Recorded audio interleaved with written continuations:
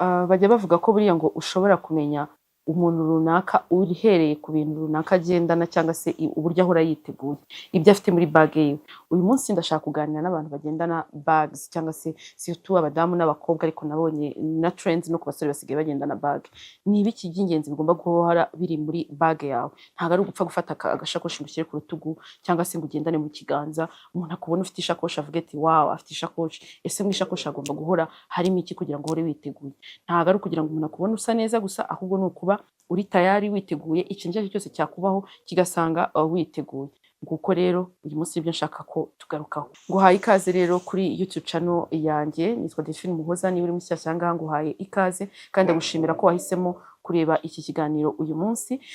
Ikindi kandi cy'ingenzi ndakwibutsa gukora subscribe ndetse no gukora share niba uzi ko iki kiganiro hari umuntu runaka cyafasha muziranye. Tugiye kugaruka by'umwihariko ku bintu by'ingenzi umuntu agomba kuba afite muri bage ye mu buzima bwa buri munsi. Reka duhere ku kintu kigendanye n'isuku. Isuku nkunda kwigarukaho cyane kuko akenshi usanga ari ibintu tutaganira kenshi kandi ari ibintu by'ingenzi, kuko buri gihe iteka ugomba guhorana isuku mu buzima bwawe. So ni nayo mpamvu muri bage yawe ugendana hagomba kubamo ibikoresho by'isuku. Icya mbere hagomba kuba harimo agatishu, gashobora kuba agapapiye jenike niba udafite ubushobozi, gashobora kuba agapapiye mouchoir, ashobora kuba tishu isanzwe ya serviette, cyangwa zishobora kuba wipes, twa tundi dutambaro dutose abantu bakoresha bihanagura intoki cyangwa se bahanagura ibindi bice bigiye bitandukanye, ariko byibuze ntubure kimwe muri ibyo ngibyo muri bage yawe.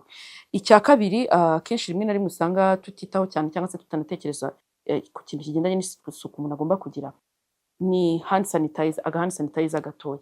Birashoboka ko bishobora kuba bikugoye kuko twamenyereye hand sanitizer nyuma y'uko wenda habaye tugeze mu gihe cya covid, ariko burya byanze bikunze kugira hand sanitizer ni ingenzi kuko bishobora kukurinda indwara nyinshi zitandukanye. Mu buzima bwacu bwa buri munsi dufata ibintu byinshi, dusuhuza abantu mu ntoki, dufata amatelefone yacu. Dore amatelefone yacu ubushakashatsi bugaragaza ko burya ngo aba abitse microbe nyinshi, cyane cyane izitera grippe. So rero ugasanga urarwara grippe ukibaza ahantu yavuye, ahubwo kubera ko udakaraba intoki kenshi. Biranashoboka ko ahantu wageze ushobora gusanga hatari amazi, ariko hand sanitizer ni ingenzi kuko kazagufasha muri gihe uko ugakarabye, uko ugashyize ku ntoki birakorohereza.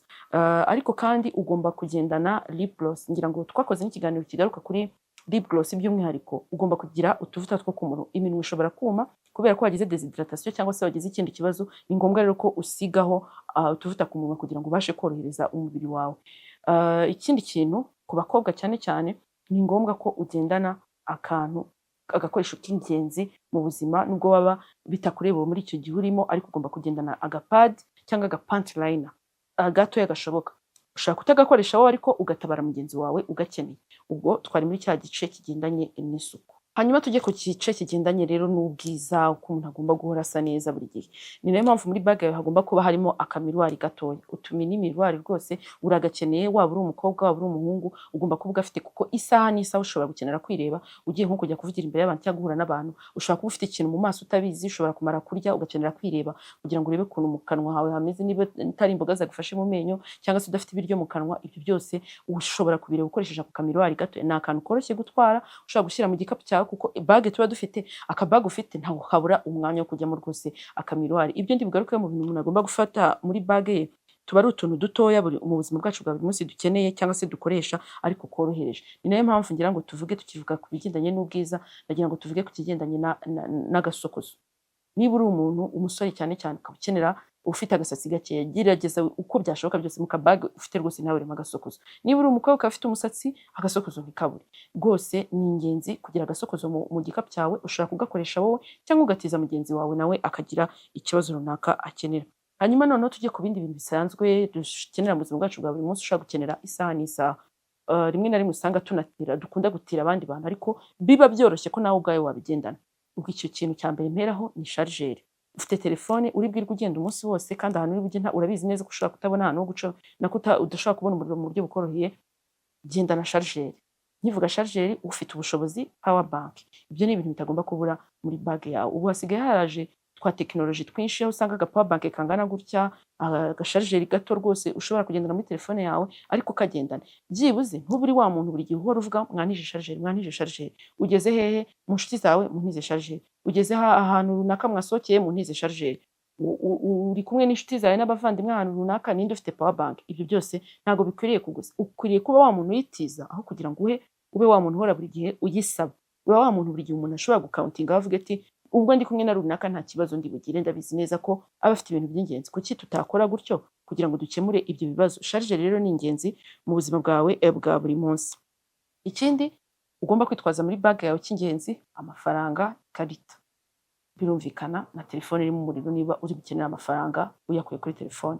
Ibyo rwose sinanabitinda, ariko amafaranga yo agomba kuba ingenzi. Ariko gerageza uba ufite udukashi duke, yaba inote ya 2, yaba ya 5, yaba y'igihumbi, yaba ya 500, cyaba igiceri cy'ijana, ariko uba ufite udukashi kuri wowe ku buryo umuntu ashobora kugusaba amafaranga bibaye ngombwa ko wishyura ukoresheje amafaranga. Telefone ishobora kugutenguha, ikarita ishobora kwanga, ariko gerageza uba ufite udukashi dukeya kuri wowe. Ikindi kuri twa tuntu tw'ingenzi nakubwiraga, ugomba kuba ufite notebook gatoya n'agakaramu. Urupapuro n'ikaramu ntibikabure, kuko isaha n'isaha ushobora kubikenera. Ntabwo uzi ngo wabikenera ryari cyangwa se ngo wabikenera kubw'izihe mpamvu, ariko muri bag yawe rwose ingana uko ishaka, ntabwo ibyo bintu byananirwa kujyamo. Agapapuro n'agakaramu cyangwa se notebook gatoya n'agakaramu ni ingenzi. Ushobora noneho kuba ugafite ukandikamo nimero zawe z'ingenzi ushobora gukenera isaha n'isaha. Telefone ishobora kukuzimana ugakenera guhamagara umuntu, si ngombwa kuvuga ngo ngo nimero ze nazo nzi mu mutwe. Uba ufite notebook gatoya karimo nimero z'ingenzi ushobora gukenera guhamagara, na adresse runaka ushobora gukenera. Erega umuntu ashobora no gukenera kugutabara ugize ikibazo ahantu runaka, noneho akamenya ngo se ndagutabara gute, noneho yabona za nimero z'ingenzi wanditse bikamworohera kugira ngo abashe kugufasha.